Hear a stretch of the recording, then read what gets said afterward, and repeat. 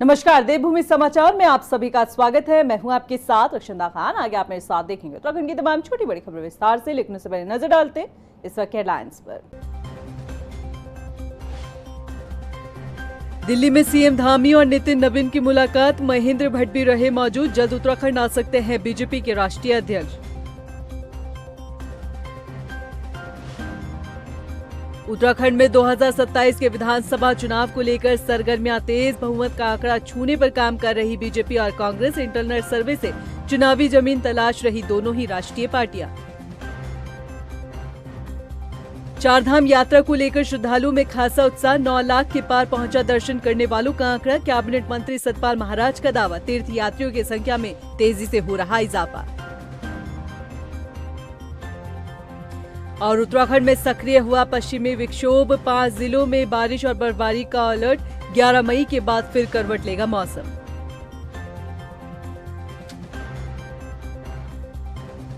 और बुलेटिन की शुरुआत करते हैं मुख्यमंत्री पुष्कर सिंह धामी की खबर के साथ। रविवार को सीएम धामी ने नई दिल्ली में बीजेपी राष्ट्रीय अध्यक्ष नितिन नवीन से मुलाकात की। इस मौके पर सीएम धामी ने उन्हें उपहार स्वरूप उत्तराखंड का शहद भेंट किया। इस दौरान उत्तराखंड बीजेपी के प्रदेश अध्यक्ष महेंद्र भट्ट भी मौजूद रहे, जहां तीनों नेताओं के बीच प्रदेश के संगठनात्मक और विभिन्न समसामयिक विषयों पर चर्चा हुई। 2027 विधानसभा चुनाव को लेकर राजनीतिक सरगर्मियां तेज हो गई है। बीजेपी हो या फिर कांग्रेस, दोनों ही दल चुनावी मूड में नजर आ रहे हैं। बीजेपी जहां 60 पार के मिशन पर काम कर रही है, तो वहीं कांग्रेस सत्ता में वापसी के लिए रणनीति तैयार कर रही है। दोनों दल अपने अपने स्तर पर सर्वे और संगठनात्मक समीक्षा के जरिए चुनावी जमीन टटोलने में जुटे हुए हैं। आखिर क्या है दोनों राष्ट्रीय दलों की चुनावी तैयारी और क्या कहता है उनका सर्वे, इस रिपोर्ट में देखिए। 2027 के चुनावी रण की तैयारी, बीजेपी का 60 पार का मिशन, कांग्रेस कर रही खास रणनीति पर काम। क्या कहता है पार्टियों का सर्वे?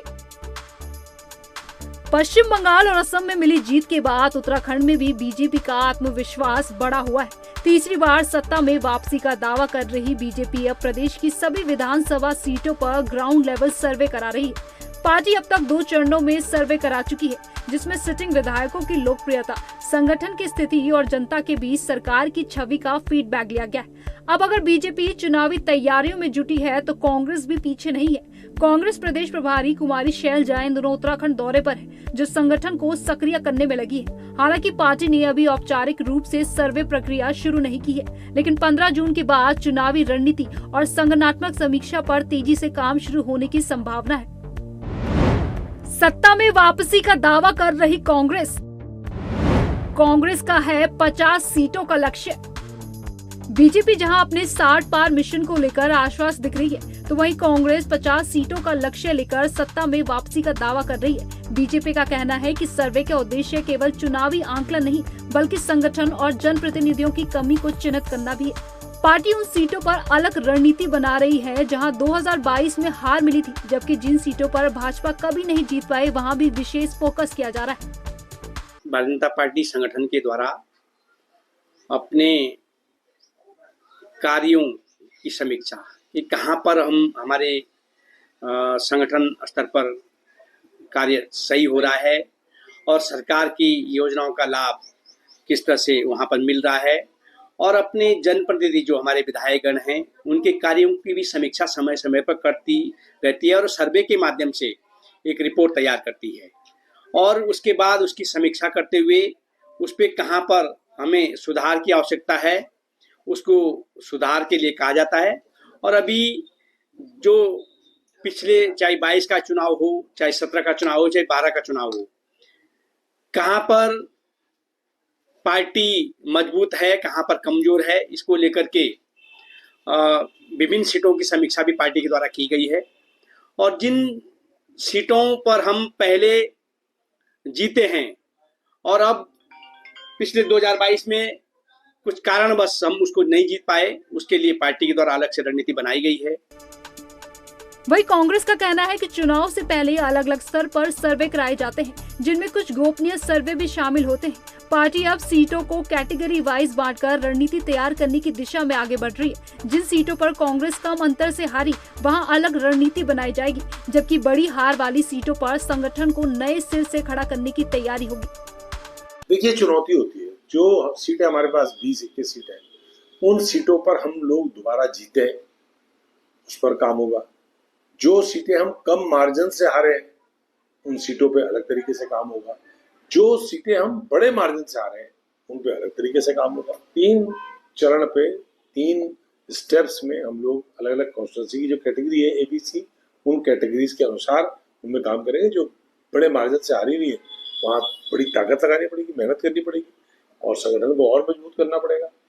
उसके बाद जो कम मार्जिन से हारी हुई है, उन पर ये रणनीति रहेगी कि किसी भी सूरत में इस बार उनको जीते, और जो हम जीत चुके हैं उनको रिटेन कैसे करें, उनको कायम कैसे रखें, उसके लिए अलग रणनीति होगी। तो ये 3 तरह की रणनीति पार्टी बनाती है। कोई भी पार्टी हो ऐसे ही काम करती है। फिलहाल बीजेपी और कांग्रेस दोनों ही दल जीत का दावा कर रहे हैं, लेकिन असली तस्वीर तो 2027 के चुनावी रण में ही साफ होगी।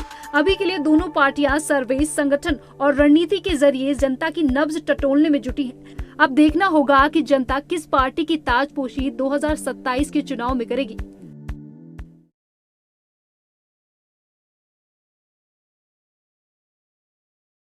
चारधाम यात्रा को लेकर श्रद्धालुओं में खासा उत्साह देखने को मिल रहा है। आंकड़ों की यदि हम बात करें तो अब तक दर्शन करने वालों का आंकड़ा 9 लाख के पार पहुंच चुका है। उधर कैबिनेट मंत्री सतपाल महाराज ने बताया है कि करीब 28 लाख से ज्यादा श्रद्धालुओं ने यात्रा के लिए पंजीकरण करवाया है। कैबिनेट मंत्री की माने तो यमुनोत्री धाम के लिए 4 लाख से ज्यादा, गंगोत्री धाम के लिए 4.5 लाख से ज्यादा, केदारनाथ धाम के लिए 10 लाख से ज्यादा और बद्रीनाथ धाम के लिए 8 लाख से ज्यादा श्रद्धालुओं ने रजिस्ट्रेशन करवाया है। वहीं हेमकुंड साहिब के लिए 37,000 से ज्यादा श्रद्धालुओं ने पंजीकरण करवाया है। उनका कहना है कि दर्शन करने वाले तीर्थयात्रियों की संख्या में तेजी से इजाफा हो रहा है, लिहाजा प्रशासन भी अलर्ट मोड पर है।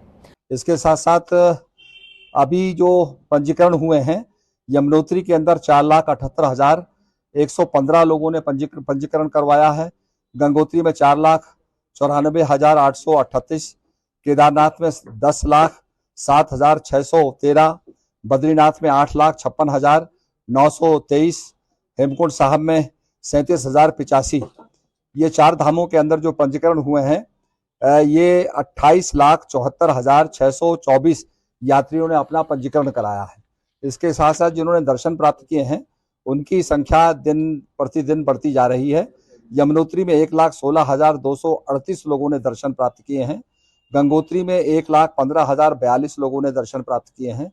पूर्व मुख्यमंत्री भगत सिंह कोश्यारी के एक बयान से राजनीतिक गलियारों में हलचल तेज हो गई है। दरअसल भगत दा ने अपनी ही पार्टी के सांसद पर टिप्पणी की है। उनकी इस टिप्पणी के कई सियासी मायने निकाले जा रहे हैं, क्योंकि लंबे वक्त से भगत दा ने राजनीति से दूरी बनाकर रखी हुई थी। ऐसे में उनका बयान काफी सवाल खड़े करता है। ये रिपोर्ट देखिए।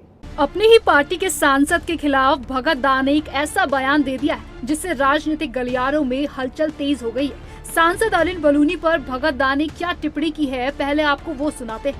भगत में तो आपका MP जो है रोज चीफ प्राइम मिनिस्टर और गृह मंत्री के साथ रहता है। एक चिट्ठी आप उसको भेज दो, एक उसके तो ये वाकई से सब कुछ जाना चाहिए। आए कभी आएगी इस साइड में नहीं आएगी। 2 साल हो गए भाई, कभी उनको बुलाइए, जैसे बुढ़ियों को बुलाना चाहो, नौजवान आदमी बुढ़े को बुलाते हो, नौजवान को बुलाते ठीक है। तो क्या सांसद अनिल बलूनी के कार्यों से भगत दा संतुष्ट नहीं है? आखिर क्यों इतने समय से शांत रहने वाले भगत दा अचानक मुखर हो गए? राजनीति से संन्यास लेने के बाद भगत दा ने पहली बार किसी सार्वजनिक मंच पर इस तरह की कोई टिप्पणी की है। ऐसे में सवाल है कि क्या ये टिप्पणी सिर्फ व्यक्तिगत मतभेद है या फिर इसके पीछे कोई और ही वजह है? भगत में तो आपका MP जो है रोज चीफ प्राइम मिनिस्टर और गृह मंत्री के साथ रहता है।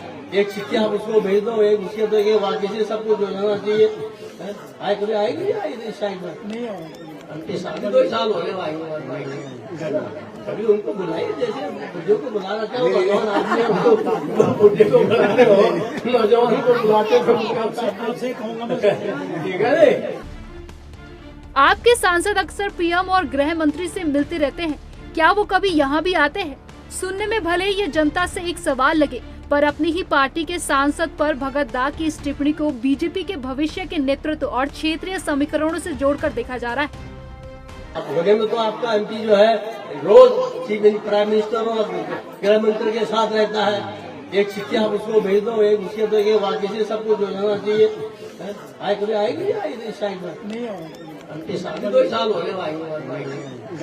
कभी उनको बुलाइए, जैसे बुढ़ियों को बुला रखा है, नौजवान आदमी है, बुढ़े को बुलाते हो, नौजवान को बुलाते हो, ठीक है। सांसद बनने के बाद से अनिल बलूनी ने पौड़ी गढ़वाल में एक मजबूत राजनीतिक पहचान बनाई है। ऐसे में उनके खिलाफ सार्वजनिक बयानबाजी को गढ़वाल के बढ़ते राजनीतिक प्रभाव को संतुलित करने की कोशिश के रूप में देखा जा रहा है, क्योंकि उत्तराखंड की राजनीति में गढ़वाल और कुमाऊं का संतुलन हमेशा से ही संवेदनशील विषय रहा है। तो क्या भगत दा की ये टिप्पणी बीजेपी में मतभेद खड़ा कर सकती है? उत्तराखंड में जनता सत्ता परिवर्तन के मूड में है। उत्तराखंड की कांग्रेस प्रभारी को आखिर क्यों ऐसा लग रहा है? दरअसल उत्तराखंड में लगातार 2 विधानसभा चुनाव में मिली हार के बाद कांग्रेस अब जीत का स्वाद चखने के लिए बेताब है। यही कारण है कि प्रदेश प्रभारी कुमारी शैलजा ने खुद मोर्चा संभाला हुआ है। वो न सिर्फ कार्यकर्ताओं और नेताओं से संवाद कर रही हैं, बल्कि जनता के बीच जाने की भी कोशिश कर रही हैं। ऐसे में सवाल ये है कि क्या कांग्रेस 2027 में बहुमत का आंकड़ा छू पाएगी? ये रिपोर्ट देखिए। उत्तराखंड में सत्ता परिवर्तन के मूड में जनता। कांग्रेस प्रदेश प्रभारी को क्यों लग रहा ऐसा? क्यों किया कुमारी शैलजा ने ऐसा दावा? क्या कांग्रेस छुपाएगी बहुमत का आंकड़ा?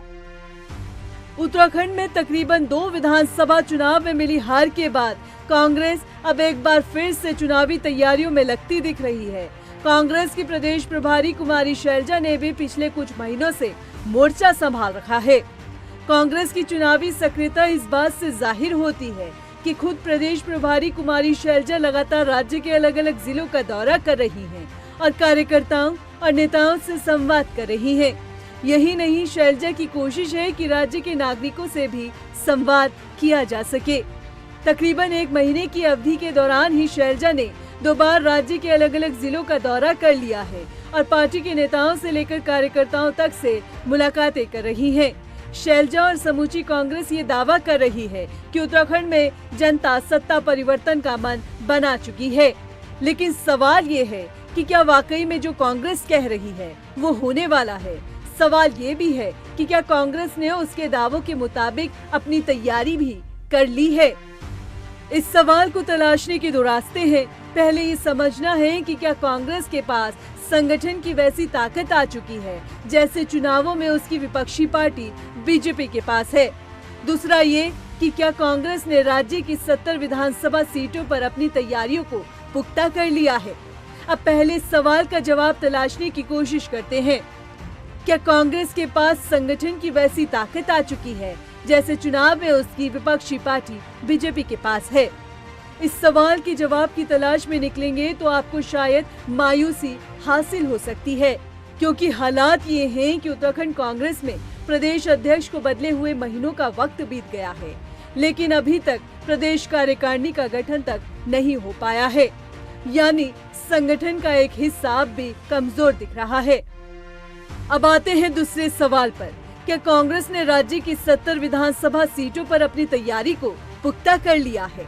इस सवाल के जवाब का उत्तर व्यापक तौर पर निकाला जा सकता है, लेकिन अगर मोटे तौर पर समझें तो राज्य में विधानसभा की 70 सीटें हैं और उन पर कांग्रेस का संगठन किस तरह से काम कर रहा है ये किसी को पता नहीं है।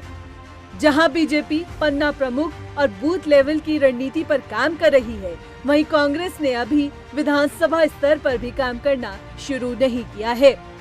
ऐसे में सिर्फ नैरेटिव सेट करने की कोशिश से काम चल पाएगा ये कह पाना मुश्किल है। 2017 और 2022 के विधानसभा चुनाव में कांग्रेस ने उत्तराखंड में बहुत कुछ खोया है।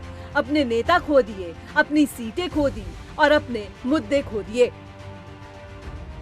2017 में कांग्रेस को महज 11 सीटों पर जीत हासिल हुई और वोट प्रतिशत 33.8% रहा, जबकि बीजेपी को 57 सीटों पर जीत मिली और वोट प्रतिशत 47% तक पहुंच गया।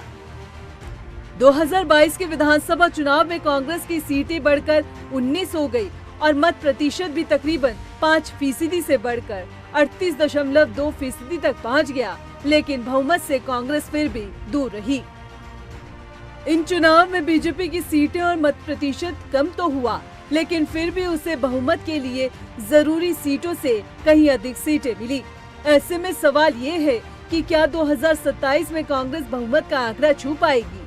कांग्रेस के पास सत्ता तक पहुंचने के दो रास्ते समझ में आते हैं। पहला ये कि उसकी संगठनात्मक शक्ति बेहतर हो जाए और दूसरा ये कि जनता मौजूदा सरकार के खिलाफ मन बना ले।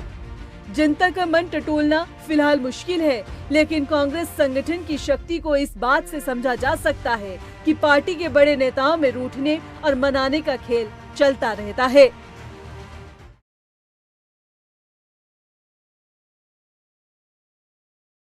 रुड़की के आदर्श नगर में उत्तराखंड क्रांति दल की अहम बैठक हुई, जिसमें संगठन विस्तार और आगामी विधानसभा चुनाव को लेकर चर्चा हुई। इस दौरान कई लोगों ने पार्टी की सदस्यता ग्रहण की। वहीं बैठक में केंद्रीय सचिव एडवोकेट महक सिंह सैनी ने बूथ स्तर पर पार्टी को मजबूत करने पर जोर दिया। उन्होंने कहा कि इस चुनाव में यूकेडी तीसरे मजबूत विकल्प के रूप में उभर रही है।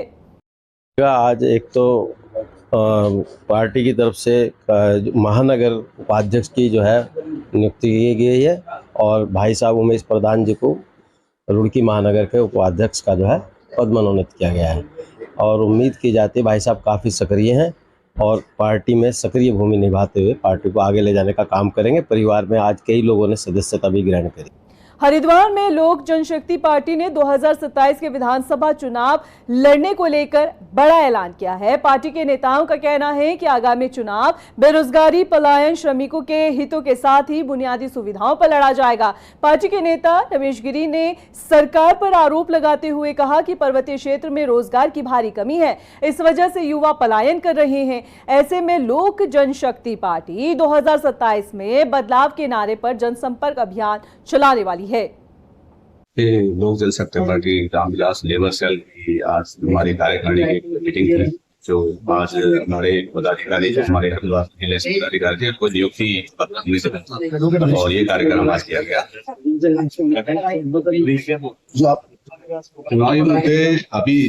चुनावी मुद्दे बहुत हैं, तो आप ये देख रहे हैं कि जैसे उत्तराखंड में जैसे चल रहा मजदूर का जो मुद्दा है सबसे बड़ा मुद्दा है। पार्टी द्वारा आज यहाँ पे शपथ ग्रहण समारोह था और एक मीडिया का भी प्रोग्राम था। मीडिया के माध्यम से लेबर की समस्याओं को उठाना ये एक अहम मुद्दा था। राजधानी देहरादून के मौकमपुर में जन कल्याण समिति द्वारा जन जागरूकता कार्यक्रम का आयोजन हुआ। इस कार्यक्रम का मुख्य उद्देश्य क्षेत्र की बुनियादी सुविधाओं और विकास कार्यों की ओर प्रशासन का ध्यान आकर्षित करना था।